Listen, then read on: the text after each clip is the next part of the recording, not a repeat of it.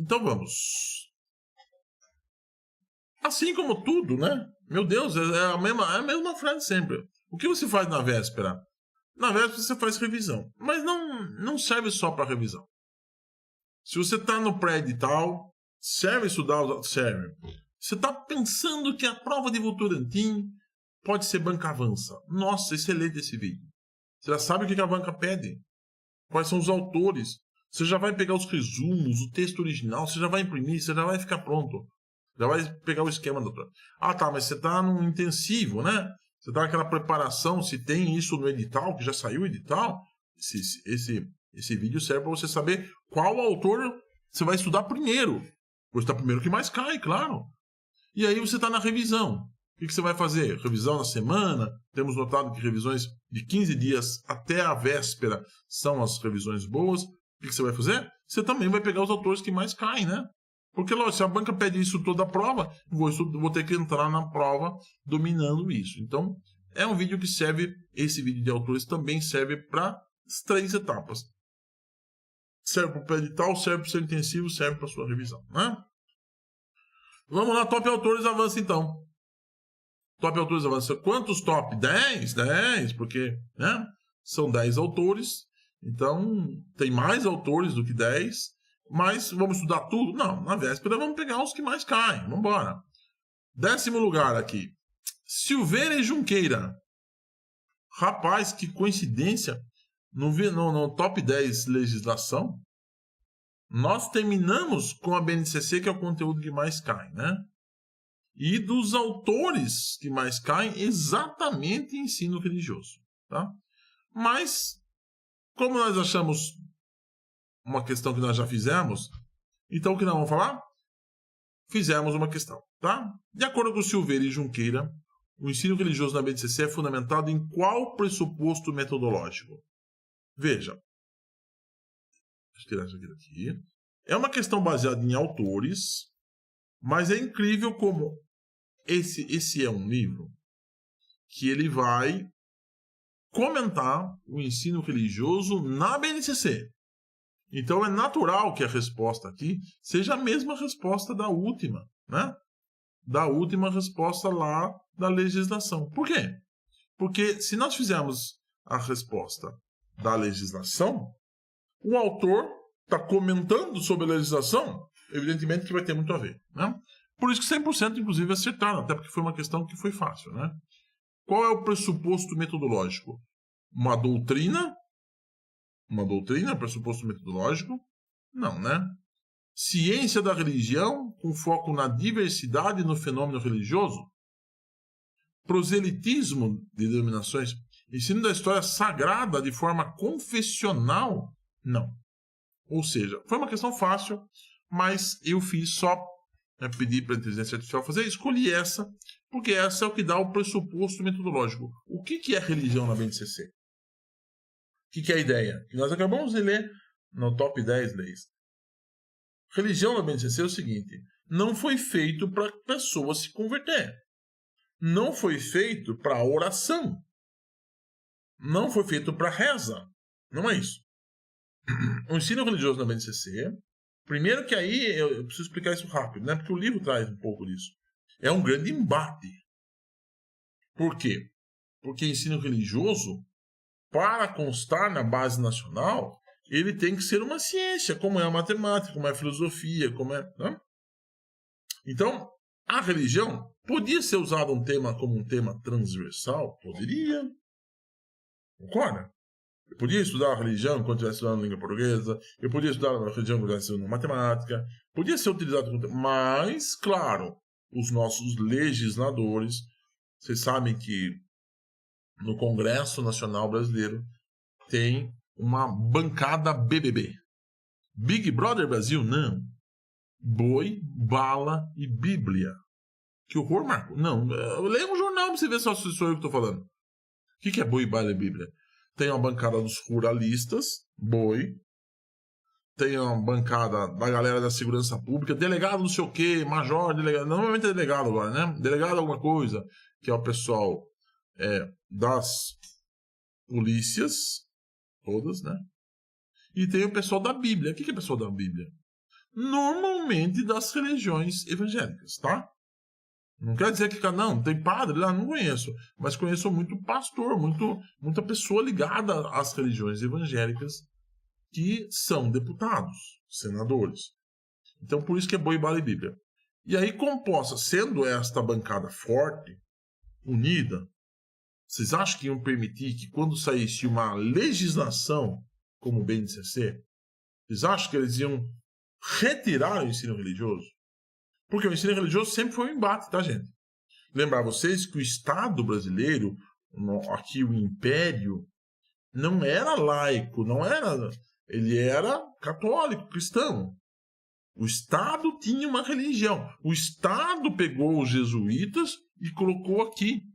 Então o Estado tinha uma religião, que era o cristianismo. Aí, a partir da República, o Estado deixa de ter uma religião oficial.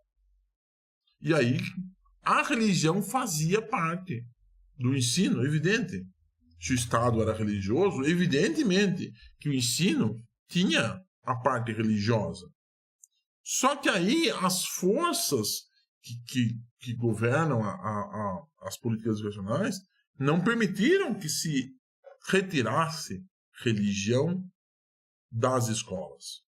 Então, é essa a ideia do livro, é essa discussão toda. Como que fica o ensino religioso na BNCC, por conta dessas forças, e como é que ele se apresenta lá. Como que ele se apresenta lá? Estudando a ciência da religião. E qual é o foco do estudo? As religiões evangélicas? As religiões, o catolicismo? O ateísmo? O budismo? O islamismo? Não. O foco é a diversidade e é o fenômeno da religião, como que a religião se apresenta. E isso, claro, tem tudo para dar confusão. Tem tudo para dar confusão. Né? Porque aí o professor tem que ter um tato e, principalmente, tem que pegar a apostila e usar a apostila, cara do céu. Por quê? Porque vai chegar em casa, vai ter esse problema de chegar em casa e falar assim, o que aprendeu hoje? Hoje eu estava aprendendo sobre o budismo. É de enlouquecer qualquer pai religioso ortodoxo. Aquele pai que, né? É de enlouquecer. Fala, meu Deus do céu, estão desviando meu filho. Por isso, né, que o ensino religioso é disciplina de matrícula facultativa. Porque senão a treta ia ser maior ainda, se for obrigatória, né? Por isso que é de matrícula facultativa e, na verdade, acontece em pouquíssimas escolas. É oferecido só no 9º ano, porque no ensino fundamental é matrícula facultativa, no ensino médio já não mais. E lá no 9º ano as escolas recebem o pai e falam, o que você opta para o seu filho? O senhor quer matricular no ensino religioso? Ou o senhor quer que tenha mais uma aula de matemática?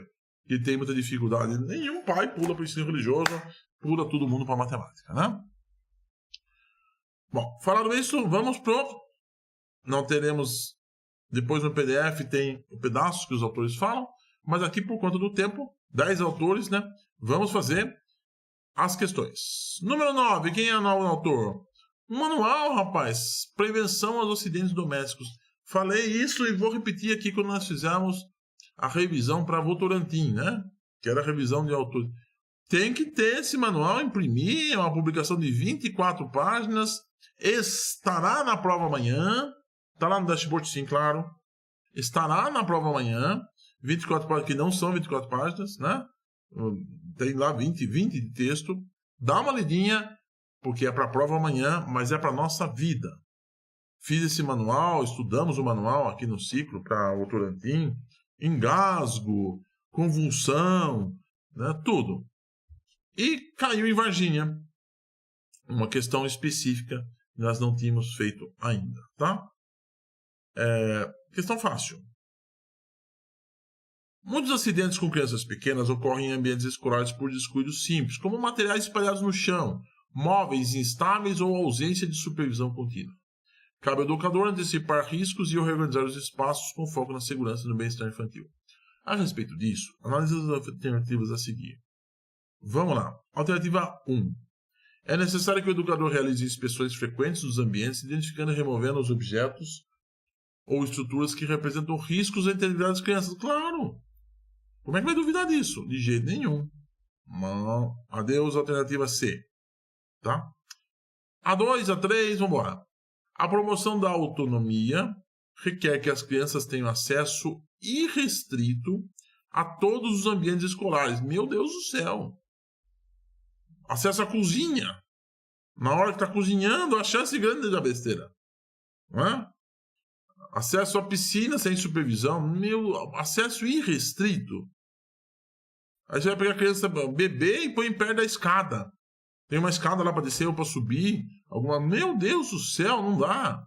Não dá, isso aqui não dá de jeito nenhum. Então a 2 foi pro vinagre. 2 foi pro vinagre. Nós estamos aqui com essas alternativas. Por que não risca aqui? Porque vai aparecer essa... eu preciso aprender que esses slides... Espera aí. Não, vou deixar.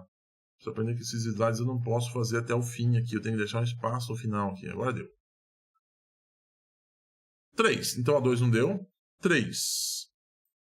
A reorganização dos espaços deve considerar a observação atenta das interações infantis. Sim, criança com criança. De modo a prevenir acidentes sem restringir o brincar. Ótima. Ótima. Boa. 3 está certo aqui. A 3 estava certa em todas, né? Estou lendo à toa. Estava certo nas duas, né? Não prestei atenção, já vai cansando, não fez pausa. É isso que dá. 4. Essa vai decidir. Porque se a 4 estiver certa, acabou. Se a 4 não estiver certa, né? Daí é a B. Se a 4 estiver certa, é a D. Acabou. Os brinquedos e materiais didáticos devem ser recolhidos quando danificados visivelmente, sem a necessidade de avaliação constante da sua segurança. Como é que é? Os brinquedos e materiais didáticos devem ser recolhidos quando danificados visivelmente, sem a necessidade de avaliação constante da sua segurança. Fiquei na dúvida. Vamos para 5. O cuidado com a segurança. A 5 não tem mais, né, Marco? Não, não tem. Porque a 5 não está aqui. Eu preciso decidir a 4, então. Essa 4 está certa ou está errada? Espera aí que está muito ruim de trabalhar aqui. Eu acabei fazendo uma configuração de slide que não me ajudou. Deixa eu diminuir aqui. Agora melhorou. Agora eu vou conseguir trabalhar. Eu sei, então, que a 1 está correta. Certo? A 1 está correta. Falamos isso. Então, a 1 eu cortei. Olha como melhorou o mundo agora. Eu sei que a 2, criança tem acesso irrestrito ao ambiente escolar. Falei, meu Deus do céu, isso não dá certo. Então, a 2 está errada. Olha, agora o mundo mudou, rapaz. Aí eu sei que automaticamente a 3 está correta. Certo? A 3 está correta. Automaticamente. E eu sei que a 5 não existe aqui, né? Ela está errada. Por quê? Porque a 5 não está entre as possibilidades que me sobraram. Então, eu tenho que analisar a 4. Se ela estiver correta, eu vou na D. Se ela estiver errada, eu vou na B. Os brinquedos e materiais didáticos devem ser recolhidos quando verificados visualmente. Ok. Sem necessidade de avaliação constante da sua segurança. Marco, diria que isso aqui está falso. Você não precisa ficar vendo. Ele está danificado, beleza. Mas eu não preciso dar uma olhadinha se esse brinquedo está seguro. Não. Eu acho que tem que ter uma avaliação constante. Eu diria que esse sem aqui, palavrinha que o Rubão fala, torna essa alternativa falsa. Então, não estamos mais na D, só pode ser a B. Né? 77% foi uma questão fácil. Eu precisava ter lido o manual. Olha, eu ainda fiquei um pouco na dúvida, concorda? Mas esta banca tem a seguinte característica. É muito mais você estar atento nas alternativas do que propriamente ter decorado ou ter estudado muito esse material. Né? Vamos lá para o número 8. Quem é o número 8? Maria Lúcia Vasconcelos, Educação Básica, Formação do Professor. Vamos lá, a questão que eu fiz. Por quê? Porque a questão que tinha achei que não abrange muito. E todo mundo acertou. Né? No livro de Educação Básica, Vasconcelos afirma que a formação do professor deve ir além do domínio de conteúdos técnicos. Enfatizando a necessidade do quê? Todo mundo acertou. Um preparo ético-político e reflexão crítica sobre a prática pedagógica. que eu faço aqui com vocês é só conteúdo técnico? Não.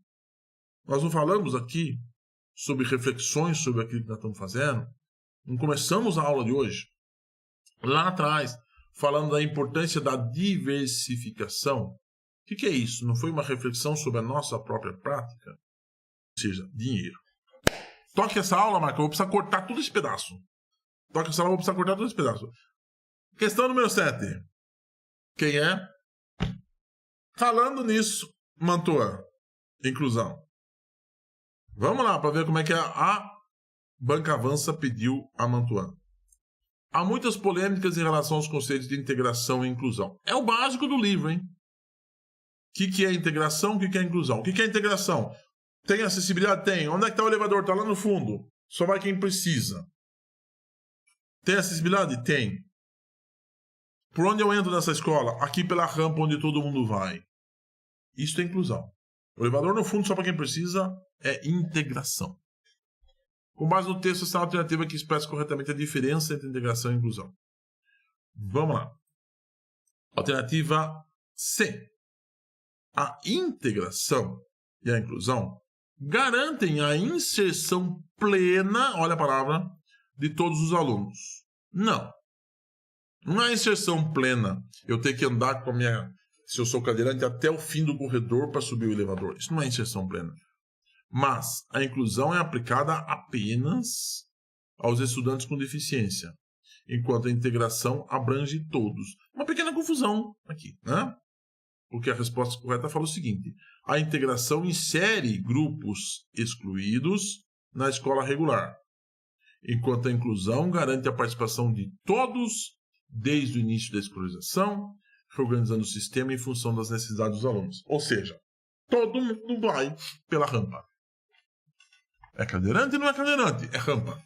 É baixa mobilidade ou não tem baixa mobilidade? É rampa. Todo mundo vai pela rampa. Tá? Agora, o que é integração? Essa escola foi construída só com escadas. Vou fazer um elevador. Ótimo. Onde? Onde foi melhor para construir o elevador do ponto de vista arquitetônico, do ponto de vista financeiro. Isso não é inclusão. Isso é integração. Tá? Toca para 6. Número 6, quem é? Miguel Arroio. Território em disputa. Eu tenho Kindle desse livro. Vamos lá. A banca pediu em Aparecida esse ano. A alternativa que expressa como os saberes dos grupos diversos, por exemplo, termos de classe, raça e etnia, são tratados na organização curricular criticada, olha que palavra, por Arroio. Criticada por Arroio. Questão dificílima, mais difícil hoje. Hoje é mais difícil geral. Como que os saberes, né, como classe, raça, etnia, eles estão no currículo hoje? Como que está isso lá? Tem essa discussão de classe social? Os ricos, os pobres? Tem essa discussão lá? Tem a discussão de raça? Tem a discussão de etnia? Como é que isso está na BNCC? Tá? Como é que isso está lá? Isso está como tema transversal de caráter universal. Será que é isso que o Arroio fala? Cara, isso está lá. A discussão de classe é um tema transversal. É um tema transversal a discussão de classes? Isso aí não. Mas o Arroio fala o seguinte: é um componente curricular secundarizado. É isso que ele fala. Não está como um tema transversal que atende todo mundo. Como que é discutido classe na escola? Eu discuti aqui com você, discuto sempre. Mas quando nas escolas são discutidos classe? Eu lembro, Rubão, agora está para o seu lado agora, hein? Quando saiu, lá em 2008, saiu a proposta curricular do Estado de São Paulo, que virou o currículo oficial como é hoje, né? Antes de BNCC. E aí o que acontecia? O que acontecia é que lá tinha mens sana in corpore sano. É lindo, dá para chorar. O que é isso? Mente sana in corpo sadio, né? O ideal grego de saúde para a pessoa. Aí eu perguntei para a classe: vocês acham que toda a população tinha isso? Toda a população pensava numa mente sã, num corpo são? Aí os alunos falaram: professor, Todo mundo fazia esportes, todo mundo fazia... Não. Mens sana in corpore sano, na Grécia Antiga, era só para quem era cidadão. Porque a população chegou a ser, quando caiu, né, 80% escrava. Escravizada. E aí, como que o escravo vai ficar pensando em mente sã? Música para... Como é que é? Ginástica para o corpo, música para a alma. Nossa, é lindo, mas para quem? Para quem não é escravo. Porque o escravo não consegue. Ou seja, o componente classe, ou raça, ou etnia, ou, nas palavras do próprio Arroyo, aqui no nosso Kindle, está aqui, né? Esse caráter abstrato, geral, único do conteúdo, está consagrado na clássica dicotomia da estrutura núcleo comum e parte diversificada. O núcleo comum é o central, todo mundo tem que aprender, e a parte diversificada é uma contraposição ao diversificado. Comum, ou aquelas verdades, conhecimentos que não trazem marcas da diversidade regional, ou da diversidade de contextos concretos de lugar, classe, raça, gênero e etnia. Comum a um suposto ser humano, cidadão, genérico, universal, por cima de sujeitos concretos, contextualizados, diversos. O diversificado é outro, os outros, não universal. Consequentemente, os saberes, conhecimentos, valores, culturas dos outros, dos diversos, não são componentes do comum, não são obrigatórios. Nessa lógica, serão secundarizados. Olha isso. Muito legal. Eu fiz questão porque foi a alternativa que mais teve erros, né? Por isso que eu trouxe aqui. Depois esse pedaço vai estar no PPT, tá? Como não é para todo mundo, como é o para todo mundo, aquilo que é diferente acaba ficando secundarizado. Deixa para segunda mão. Se der, a gente discute, se não, não. Tá? Muito legal, mas questão dificílima, né? E agora deu para entender. Qual foi o problema aqui? É você olhar o seguinte. E eu fixei na palavra classe. A classe, como é o conteúdo de classe? Ele é criticado por Arroyo. É criticado por quê? Porque ele é um tema transversal de caráter universal? Não. Porque ele está secundarizado. É uma discussão secundária, não é primária, né? Top 5 agora, vamos lá. André Filatro, texto gratuito, né? Ou muito baratinho, não sei. Teorias e abordagens pedagógicas. Esse texto todo mundo tinha que ler, gente. Esse texto todo mundo tinha que ler. Esse aqui é universal, que fala sobre tendências pedagógicas. Esse texto todo mundo tem que ler. Tá aqui, ó. As abordagens pedagógicas, quais são? Behaviorismo, cognitivismo, tá aqui o Piaget. Construtivismo, claro que também tá. Teorias críticas, abordagens contemporâneas, ó Carl Rogers, ó Howard Gardner, tá? E aspectos positivos, fragilidades e riscos. Ou seja, as abordagens. Muito legal. Já cai em questões do Libânio, cai do Saviani, cai da Queiroz e Moita, mas aqui tem mais um autor contribuindo para essa discussão das abordagens pedagógicas, né? Lembrando sempre que ela faz uma discussão sobre pedagogia, que é o ensino das crianças, sobre a andragogia, que é como se ensina adultos, nós temos que usar isso aqui no nosso. E agora a mais famosa, a mais nova, eutagogia. Como que eu aprendo. Como que é a aprendizagem própria. Discutimos isso bastante no YouTube, né? Como é que eu mesmo aprendo? Como é que eu descubro como eu aprendo? Não quero ensinar uma criança, não quero ensinar um adulto, mas como eu gerencio a minha aprendizagem. E uma das 3 regras nós mostramos lá no YouTube, é eu ensinando as pessoas, eu ajudando as pessoas, né? Bom, fiz uma questão que eu fiz, por quê? Porque a Filatro tem um paradigma que ela preconiza muito. E esse paradigma está expresso aqui, né? O foco no aluno individual, um foco na aprendizagem. O que é o foco no aluno e na aprendizagem? Tá? Esse é qual paradigma? Eu coloquei propositadamente a construtivista na alternativa A, que a maioria das pessoas erraram. Porque aquilo que foca no aluno e foca na aprendizagem é um paradigma centrado no aluno, segundo a autora. Tá aqui. Combina foco no aluno individual, sua hereditariedade, experiências, perspectivas, formação anterior, talentos, e aí vai, com um foco na aprendizagem, ao melhor conhecimento disponível sobre a aprendizagem, como ela ocorre sob as práticas de ensino mais afetivas na promoção dos maiores níveis de motivação, aprendizagem e desempenho para todos os alunos, tá? Portanto, a aprendizagem centrada no aluno é aquilo que a autora mais prega. Eu tenho o Kindle desse livro, não sei se está no gratuito ou se está no... ou é baratinho, mas não sei se é esse que é R$15, é uma coisa bem... tá? O autor está, na verdade, defendendo um novo paradigma centrado no aluno, que faz escolhas a partir de uma grande variedade de métodos, como aprendizagem baseada em projetos, em problemas, simulações, tutoriais, treinamento em equipe, a fim de apropriar a aprendizagem formal. Esse é o tema do próximo tópico. É isso que vai falar, né? Como que eu aprendo? Como que eu aprendo? É isso que vocês estão. A nossa comunidade aqui, eu posso dizer que faz exatamente o que ela fala. É uma abordagem centrada em vocês, não é? É centrada em mim? Estou aqui na aula porque eu acho legal, aula sábado cedo. Estou aqui estudando André Filatro, porque eu acho legal André Filatro. Faz parte do meu projeto de pós-doutor, que eu estou desenvolvendo lá, não sei aonde, e aí eu preciso de aluno, nada. Eu estou aqui porque vocês têm prova amanhã disso aqui.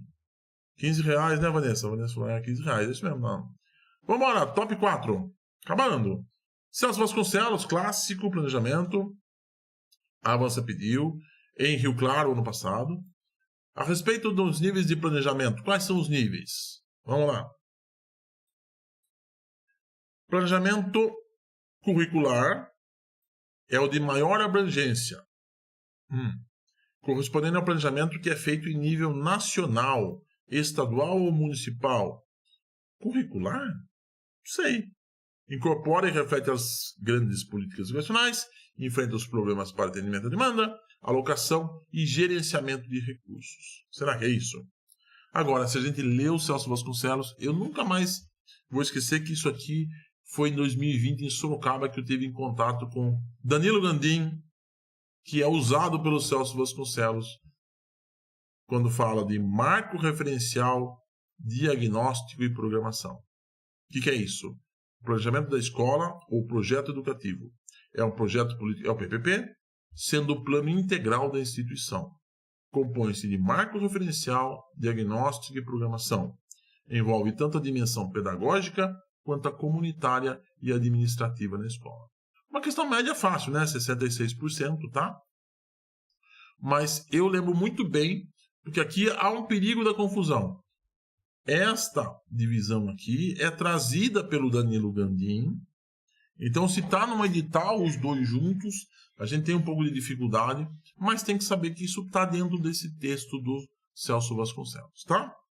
Pulando para a nossa medalha de bronze. Finalizando a aula do sabadão, hein? Medalha de bronze. Quem é a medalha de bronze nessa banca? Moran. Moran, um texto muito gostoso. Moran, Maceto e Behrens. Novas tecnologias de mediação. Um texto já rodado, né? Texto antigo e tal. Vamos lá. São 3 artigos, tá? Texto gostoso de ler, rapaz. É interessante. Vamos lá. Caiu em Votorantim. Votorantim caiu, pois é. Fácil, né? Fácil. Não sei por que razão ficou fácil. Qual a ideia coerente do que foi exposto? A criança aprende a informar seus conhecimentos. Os meios de comunicação desenvolvem de forma sofisticada. O olho nunca consegue captar toda a informação. Então, o essencial, o suficiente é escolhido para dar sentido ao caos e organizar. Sabe o que eu penso em caos, gente? Eu penso em caos. Eu penso na pessoa que entra aqui na nossa comunidade, parece que ela entra no caos. Porque se ela for aqui na ajuda, mas ninguém vem na ajuda, né? Ela vai entender tudo depois de assistir uns 4, 5 vídeos. Mas ela vai aqui olhando e ela fala, meu Deus do céu, isso aqui é tudo que eles já estudaram, eu preciso estudar tudo isso aqui. Meu Deus do céu, língua portuguesa, olha a quantidade. Meu Deus do céu, matemática, agora a informática, Jesus, até informática que esses caras estão estudando. Vinhedo, o que isso? Tem que estudar? Não, eu vou estudar para salto. Cara, salto, olha minha Nossa Senhora, o que é isso aí? Me dá a impressão de quem entra na comunidade, ele enfrenta o caos, né? E aí o que a pessoa tem que fazer? Ela tem que escolher o essencial, que é o que nós estamos fazendo na aula de hoje. A aula de hoje é um pouco do essencial para trabalhar amanhã, né? Dentro do mundo das tecnologias, não é isso? Eu tenho que escolher o que é essencial. Por que eu falei para vocês hoje que eu adotei o Telegram? Porque é um mundo de aplicativos no nosso celular. Como é que você vai saber qual é a comunidade? Nós não vamos criar um aplicativo próprio. O Telegram é o da comunidade, né? Vamos lá. Com base no texto, qual a alternativa que apresenta a ideia coerente com o que foi exposto? Alternativa A. As tecnologias digitais são evitadas pelas crianças durante o percurso escolar? Deixa com eles para você ver se eles evitam alguma coisa. Os recursos midiáticos atraem o interesse infantil por meio de estímulos sensoriais. Gente, vocês já viram no Instagram aqueles vídeos? Deixa eu ver se eu acho um aqui para vocês. Cara, é impressionante como aparece isso no meu Instagram. Das pessoas cozinhando. Vocês já viram isso? Não vou achar fácil. E olha, não aparece cedo. Agora eu tô reparando isso, ó. Só aparece à noite, cara. Ó, não tá aparecendo. Agora tá aparecendo uma coisa de ginástica, jogo. Olha isso. Mas vocês receberam? Inclusive do pessoal da Índia cozinhando. Tem o pessoal do churrasqueiro. O que faz aquilo, gente? O que faz aquilo? Pra mim, não sei se pra vocês faz. Mas quando eu olho, olha, não tá aparecendo nenhum. Não tá aparecendo nenhum. Né? Nenhum, nada. Só uma notícia aqui que salsicha é cancerígena. Aqui, achei. Olha isso na hora do almoço. Olha isso na hora do almoço. Ninguém merece uma aula dessa, gente. Olha isso na hora do almoço. Por que pra mim vem esse... Fala pra mim quem de vocês agora que não agou. A minha encheu de saliva. Olha isso. Minha Nossa Senhora. O que captou a minha atenção? Recurso midiático atrai o interesse infantil por conta do estímulo sensorial. Não sei vocês, mas eu fiquei agora... Não pega para terminar essa aula. É isso, né? É isso. 100% acertaram. Foi o Votorantim Moura, tá? Medalha de prata. Imaginou, Sueli? Medalha de prata. Vamos embora. Quem é a medalha de prata? Lucchesi. Avaliação da aprendizagem. Vamos lá. De acordo com Lucchesi, 100% também, né? Tapicerica da Serra. Aprender a avaliar significa não apenas compreender os conceitos teóricos, mas concomitante a isso, seguir apenas o currículo oficial, evitar qualquer tipo de julgamento sobre os alunos. Qualquer tipo de julgamento. Olha, você não foi... o desempenho que você foi em matemática não foi aquele que você queria. Você acertou 2. Não posso fazer isso. Porque eu tenho que evitar qualquer tipo. Tá errado, né? Claro. Aprender a praticar a avaliação, traduzindo-a em atos do cotidiano. Quer que eu dê um exemplo bom para isso aqui? É sondagem, né? Não tem como não ser. Eu fiz um vídeo para o meu filho mais novo, ao longo dos 5 até os 8 anos dele. Desde que ele começou, desde que eu comecei a me tocar que podia fazer isso, até o dia que ele sabia, que ele aprendeu, estava alfabetizado, tá? E não tinha. Vamos fazer uma sondagem agora, filho? Não posso mostrar hoje, mas eu vou mostrar para vocês qualquer dia o vídeo. Eu mostro sempre quando eu vou dar aula de Emília Ferreira, né? Ele faz as etapas da alfabetização. Mas aqui em casa, você tem televisão, no celular, ou seja, num ato do cotidiano, sem parar e falar, agora faremos uma prova, agora faremos uma sondagem. Sem fazer isso, eu consegui, ao longo de 2 ou 3 anos, saber em qual hipótese de escrita ele estava, tá? E quem é campeão? Quem é campeão? A Sueli já assistiu aquele vídeo, Sueli? Eu não acho que não vai estar fácil aqui, mas se tivesse eu até passava para vocês ao final da aula aqui, tá? Eu até passava porque é uma das coisas que eu mais me orgulho de ter feito na minha vida. Longe de tudo o resto que eu fiz, é uma das coisas que eu mais me orgulho. Deixa eu ver se eu acho aqui. Mas pelo amor de Deus, tá na hora do almoço. Deixa eu ver se eu acho. Não, acho que não tem aqui, viu? Não tem. Não tem, não vai dar pra achar, não vai atrasar a aula. Número 1, quem é o campeão nosso? Paulo Freire. Paulo Freire é campeão, não? Paulo Freire. Então, né? Cabreúva, este ano, prova que nós tivemos, passamos um print hoje de Cabreúva, né? Análise as asserções a seguir, que trata da relação entre docência e pesquisa. Docência e pesquisa do pensamento pedagógico.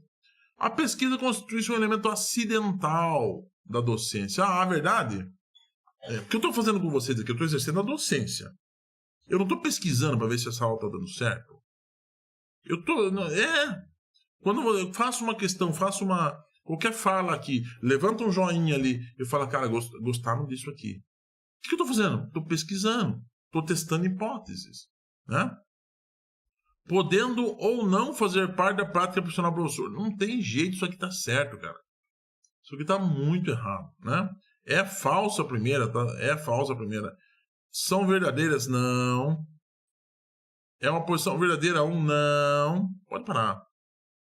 A seção 1 e 2 são falsas, sim. A 1 e 2 são verdadeiras? Não. Vamos lá, 2. Faz parte da natureza da prática docente a indagação, a busca e a pesquisa. Então tem problema. Ou eu tinha que marcar que a 1 está falsa e a 2 verdadeira. Ou eu tinha que marcar que a 2 está verdadeira e a 1 está falsa. Não tem jeito. Porque se a primeira fala que pode ou não fazer parte da pesquisa e a segunda fala que tem que ter na pesquisa, na prática docente, não posso marcar que 1 e 2 são certas. Ou não, e também não posso marcar que 1 e 2 são erradas. Perceberam que só pelas duas, analisando as duas, eu já fico só com a alternativa A ou só com a alternativa C? Ou as duas são certas, ou as duas estão erradas, cara. Aliás, ou a 1 está certa e a 2 está errada, ou a 2 está errada e a 1 está... Não tem como ter outra alternativa aqui.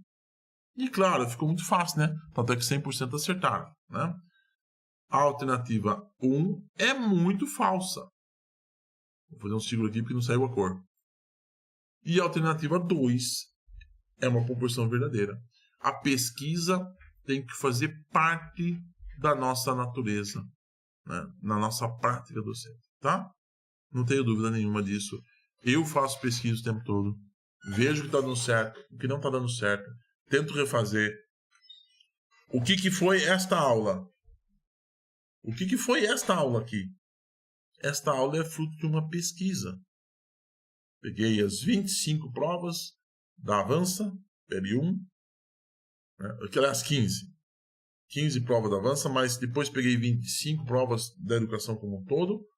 Pesquisei o que essa banca utiliza dentro da bibliografia da prova que cai amanhã e cheguei nesta conclusão aqui e fiz essa aula.